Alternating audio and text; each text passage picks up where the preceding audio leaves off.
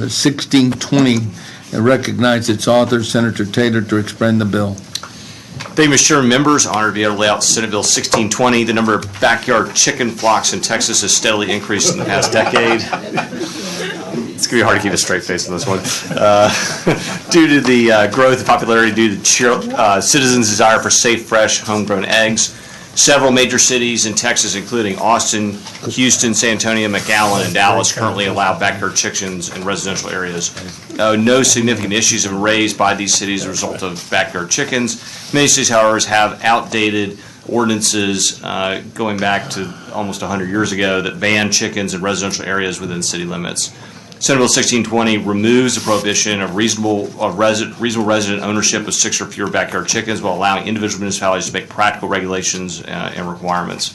The bill supports a growing consumer desire to have cage-free organic food product.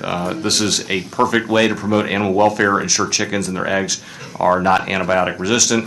Furthermore, 1620 gives students involved in Future Farmers of America and 4-H the freedom to raise chickens in their backyards as pets or for educational purposes or to show in local fairs. Chickens are docile animals. They're easily manageable, and they're some of the most domestic pets. In comparison to dogs, chickens are actually a lot quieter.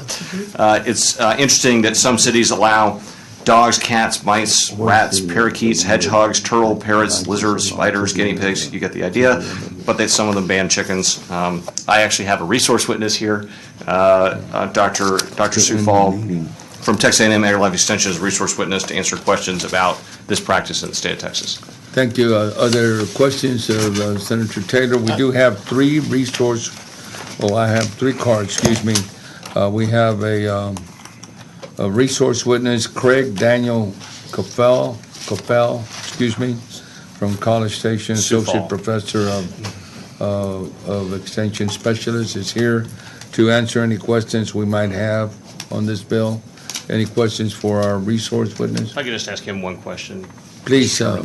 While he's on the way up, Senator Taylor, do you have a House sponsor for this bill? We're talking to Representative Coop. So you have Representative Coop carrying the chicken coop bill? Okay. Well, we were thinking about naming it the Chicken Owner Ordinance Protection Act, or COOP. Okay. Welcome. State your name and who you represent, please. My name is Craig Sufal. I'm an Associate Professor and Extension Specialist at Texas A&M University, Department of Poultry Science, Texas A&M AgriLife Extension Service. Thank you for being with us here today, sir. Senator Taylor has a question. Sure. We really appreciate you taking the time to be here today. Yes, sir. And I just wanted you to talk about the popularity of this practice over the last couple decades in Texas and where it's gone and where you think it's going. What is my perception of it? Yeah, I don't know, the Hens for Houston Facebook page. Oh yes, the popularity is immensely growing. In fact, yesterday I was in South Texas doing a program for educating backyard chicken owners on proper care and feeding and housing of poultry. So it's rapidly growing. It's of great interest to many urban people who want to produce food in their own backyard. So I really have no way to statistically quantify that information, but one can perceive that it is a growing popularity and a growing interest to many people. Sure. In my perception, is it a lot of AgriLife Extension is spending you guys are spending a lot of time helping people around the state in urban areas who want to have backyard chickens, right? Is that a big feature that you offer to Texans?